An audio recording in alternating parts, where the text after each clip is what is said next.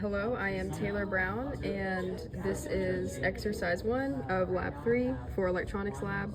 For exercise 1, we're given a class A amplifier, and we want to make an amplifier that has a gain of -10.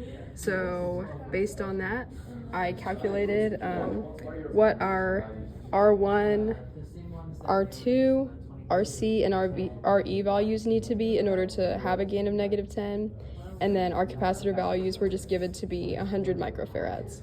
So I calculated that, and I got these values right here in this line, but they're not very ideal values. So for example, we have like 17,110 with decimals. So I just rounded them to their closest like nominal values that would be easy to find in a lab.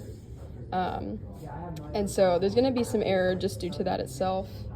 And here in Multisim, I put in the values for like the nominal values that we'd be able to find in our lab.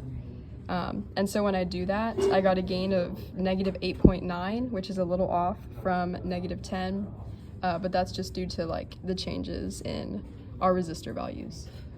So here I have the amplifier set up, and I'm using the DC power supply to supply 12 volts to our connector.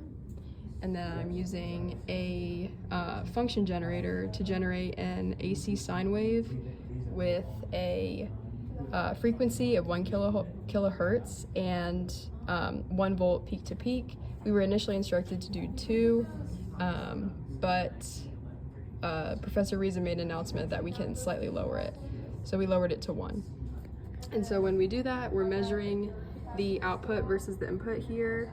So if we look at the max value of channel 1 here, we get 560 millivolts.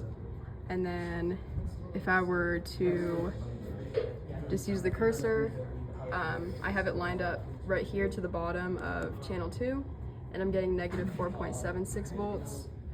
So when I calculate the gain, I just do V out over V in, and I get a gain of -8.5. So this is 0.4 off from our simulated -8.9 with our nominal values. Okay, now we are on the second part of exercise 1. So all we've done is just added a load resistor to the end of our amplifier with a resistance of 1 kilo ohm. And through my simulation, I've just like used the cursor function here, and I can see that at the same point in time, channel A is -497 millivolts, while channel B is 2.892 volts. So I've used my calculator here to measure the gain for my simulated values, and I'm getting a gain of -5.8 right here. And then with our circuit in real life, we've added a 1 kilo ohm resistor right here, and we're still using an oscilloscope to measure the output versus the input. We're still using the same values for our DC power supply and our function generator. And here on our oscilloscope, this is when we've added the load resistor. We're using the measure function to see that the maximum value of channel 1 right here is 560 millivolts. And then if we use the cursor, we can measure the corresponding min of channel 2, and we can see that it's -3.16 volts. So using those two values, this bottom number right here is our real life gain, which is very similar to our multisim gain. This is Thomas Young, student ID 1135-7159-1, doing exercise 2. You can see my funny little board up here.